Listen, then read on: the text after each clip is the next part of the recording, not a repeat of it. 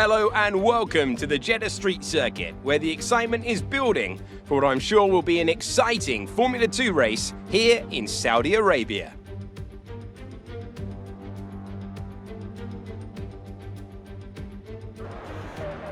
Davide, is there anything we should be looking for in today's race? The teams are all very competitive at the moment, so are we about to witness a push from anyone in particular? Hi Alex, the team will have been studying everyone else out there very carefully, so I think we are in for a very interesting event today. I can't wait to see how this race unfolds.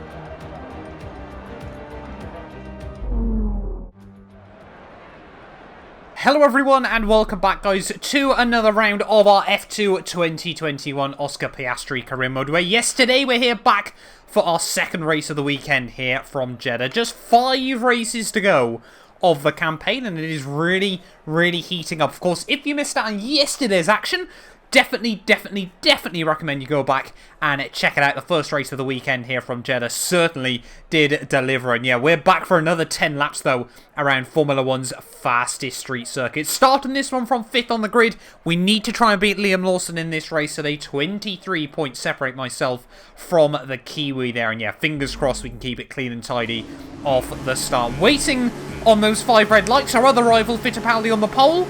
And it is going to be lights out and away we go. It's actually an uncharacteristically bad start for us in the F2 cars, as Dan Ticktum immediately going to have a look up the inside through turn 1. Oh, we tried to come back at him through turn 2, but the Carlin driver having absolutely none of it as we try and put the power down on the exit. Liam Lawson straight up into 7th place as well. That's a good little start from our other title rival, as again through the S's on lap 1. It's Prema, Carlin, Prema as we head through, and now it looks like old Daruvala. Has he pulled off the move? No, he hasn't. Yes, he has.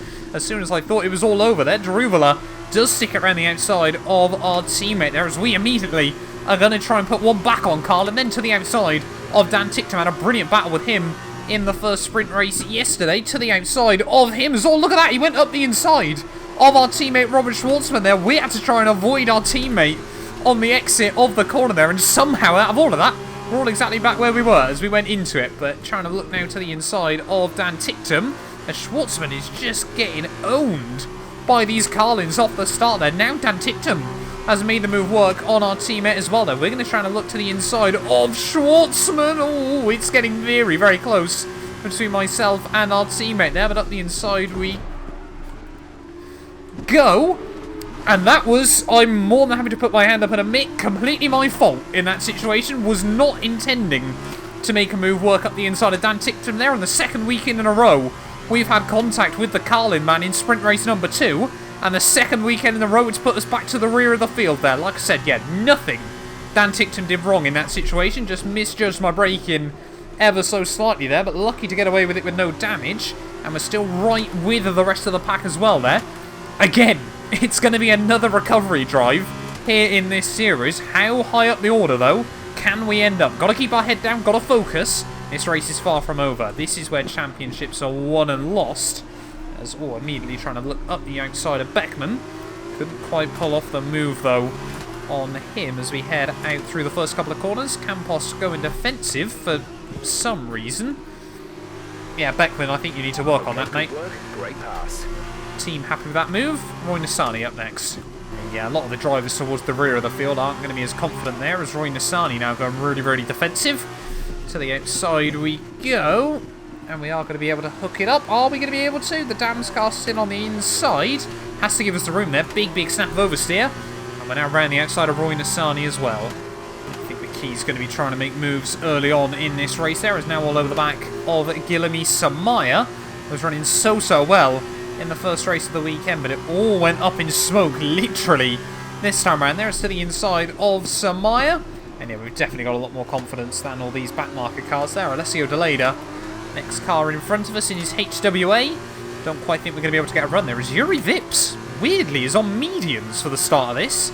So there is some slightly alternated strategies then from a couple of drivers. To the inside of Deleda. Big send into 1, but we'll slow it down. We'll have P18, thank you very much. Very intrigued to see what Yuri Vip's pace is going to be like later on in this race on those mediums. Perhaps he's just doing this for feature race practice. But yeah, all over the back of Yuri's. Oh, you can just see there how slow he's going through the corners to the inside on the exit. We'll activate the DRS. Now it's going to be a little bit more difficult if everyone is in a DRS train here, but up the inside of Vips we go. Again, another clear send. And number the P17. He's going to come back at me, though, on the exit of the corner. But we're just able to get the power down. Guan Yu Zhou up next. We've seen very little of him throughout the entirety of this campaign. Really just has not lived up to expectations. Young Guan Yu Zhou. They're, of course, off to Alfa Romeo in real life 2022. There's no way this season would have warranted him a space in the pinnacle of motorsport there, but couldn't quite get the run around the outside. The Alpine young driver there, a Schwartzman, new fast lap of the Grand Prix, so I think the Prema car is pretty quick round here, as, oh, we almost go even faster than our teammate, but are we going to be close enough to Guan Yu Zhou? Of course we are! Oh, a little bit of contact there with Ralph Boschung. So we try and get the car slowed down, as, yeah, we got an illegal overtake on Guan Yu Zhou. That's completely fair. We'll let him back through, try not... Why? Why are you doing that? Thanks, I think. No, it's not over yet. Guan Yu Zhou's still trying to fight it. Now we'll make the move work. But yeah, a little bit of curbage there, but yeah. Caution. Yellow flags out. No idea who's got issues there. Oh, it's one of... Oh, it's Jack Aitken in the other HWA there. That's gone up in smoke. Up into 15th now of the race. It's all kicking on early on. But yeah, we're gaining places and we're almost back to the points. Ralph Boschung next up on the old hit list as we head through the S's once more. Come on, Ralph, got to get on when it may. Oh, a little bit of contact there as we give him a bit of a, you know, sort of motivational push. I didn't going to call that on the exit at the corner there. Boschung going defensive, though, really defensive from the Campos, trying to look slow in, fast out. Can we do the up and under on him on the exit of the corner? We are going to get a slight run, so we're going to be close enough. We're going to have a look to the inside. Oh, very, very aggressive there, but we keep it between the white lines. Nice work, that brings you up the place.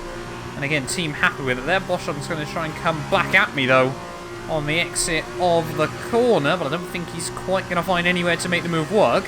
Just a shame it's lost us a bit of time. So I think, yeah, is it Lundgaard? Yeah, Lundgaard and Zendelli. Next cars up the road. So I think now Boschung might be able to come back at me with the DRS. We're going to go defensive on him. And yeah, look at that run. That Ralph Boschung's going to be able to get there. Long way around the outside. We're going to try and keep the nose there into the braking zone. Try and claim the DRS back off him, however. And I think we've just about done it. Oh, what is that? Boschung losing a load of time on the exit. And Guan Yu Zhou will say thank you very much. But crossing over the halfway stage of this race then. Still in 14th at the moment. We need to get back up to 8th if we want anything. Actually mad how much time we can gain through the first sector of the lap round here, just running that slightly bit more downforce than the rest of the field there, and look how much we gain. Again, even through the high-speed twisty stuff, we're still putting a lot of time on Christian Lundgaard here. Gap now down to just half a second. We'll lose a little bit down the straightaway, but we're a lot closer to Christian than he is on the rim. Zendelli just in front of him as we head down in through the final corners. Are we going to be able to get closer to have a look at the inside? They're all nudging the wall, Max Verstappen style, at the final turn. Dan Ticktum, new fast lap of the race, but I think we're about to blow that out of the water. Look at that! A 42 flat. I mean, we nailed the first sector, if I do say so myself, but that was an insane little lap for this stage of the race now. We are flying along in this Prema, and yeah, when we get it hooked up, we've certainly got the car to compete with, as all Lundgaard goes weirdly defensive, and somehow we sneak around the outside. Big wobble on the exit. Now 13th place though, Rem Zendelli and Richard Verschoor. Next cars up the road. 2 MP Motorsport cars next up on the old hit list, as that's going to put us right within touching distance of the top 10 here. But I think this train here does extend right up the order, so it's just going to be trying to pick off as many people as we can.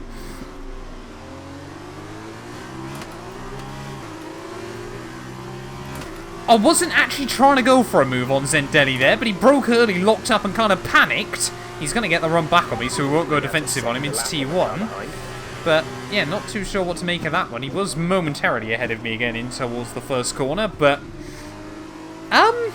yeah, I mean, to be honest, we'll look back at it and it probably will be my fault, but, yeah, not 100% sure on that one. I think that was just probably scrappy F2 racing I'm going to put it down to.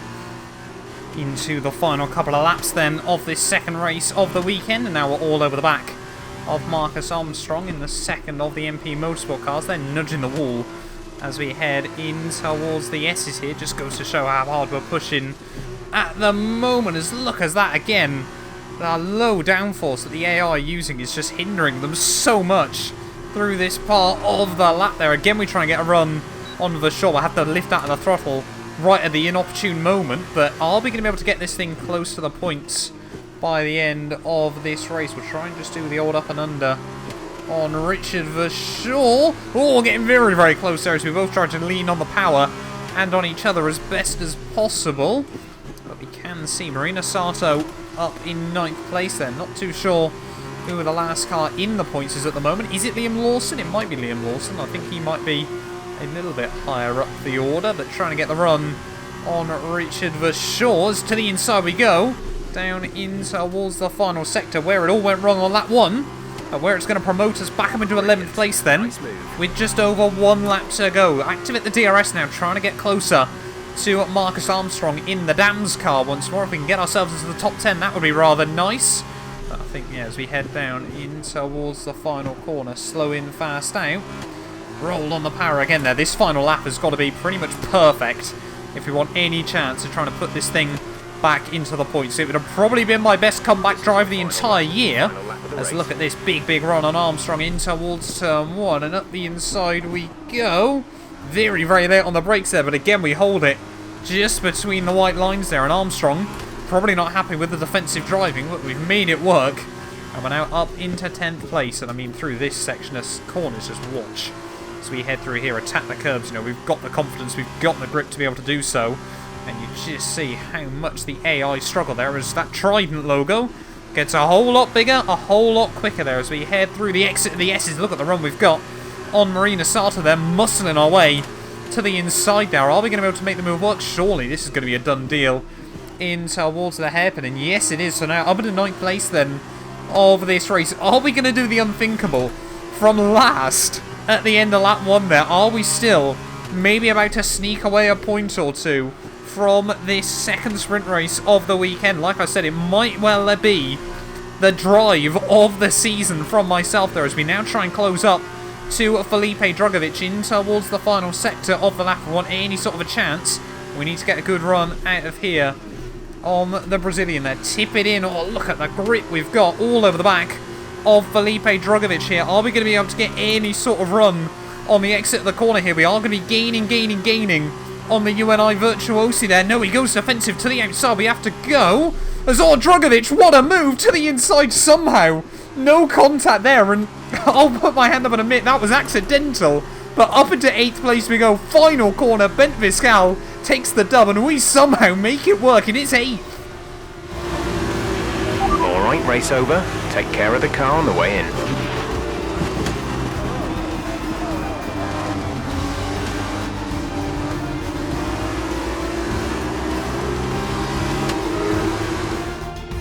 It was a tough race at times, but they've held on to take a great victory for Trident today.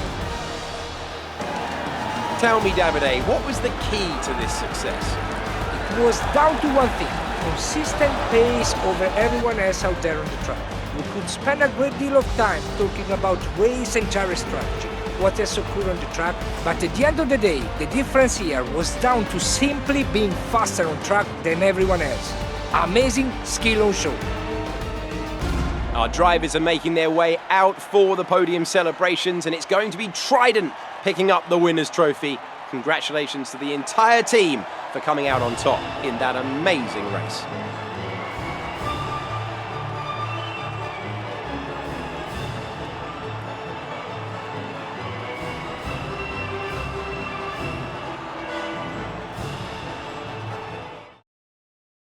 After this round of the World Championship, here's how things look in the drivers' table. It was not the best weekend for our championship leader, and their advantage at the top has been reduced.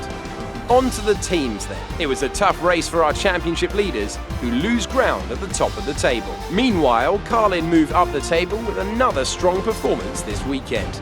There will be plenty more twists and turns to come this season. I hope you'll join us at the next race when Formula 2 returns. Well, there we go then. Bent Viscal from second on the grid to first at the checkered flag there. The Dutchman taking home yet another dub for Trident there. 15 points on the board for him, ahead of Enzo Fittipaldi there, who struggled a bit for pace.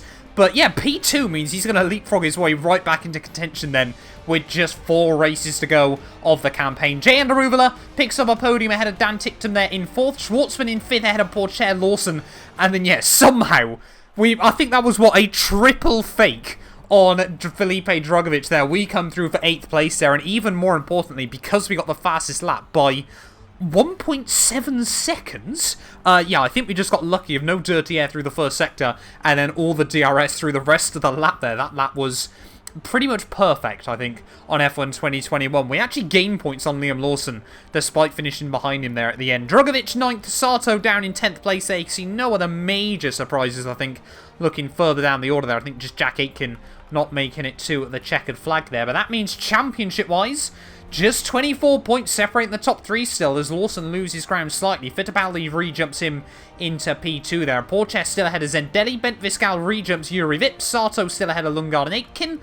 Further down the order there, you can see Dan Ticktum making more and more progress there. He might be able to jump Jay Anderuvela and maybe even Schwartzman by the end of the weekend, as of course he's going to be starting the feature race from pole position. But teams-wise, 5 points now at the top, but Charouz, MP and ART tied on 178 points apiece there. That is an absolutely insane battle forming for P3 in the Constructors' Championship as well there. Thank you all so much for watching this second race of the weekend, though. If you have enjoyed, do make sure you leave a like and get yourself subscribed. Yeah, be back tomorrow, though, ready for the feature race. And, of course, later on today, we'll be back for more My Team as well. You guys do not want to miss that. None of these videos would be possible without the help of our channel members, so a massive thank you to all of the names you see on your screens currently for helping support the channel. You can join them by clicking the join button down below, and yeah, thank you once again to everyone that continues all the insane support on my work.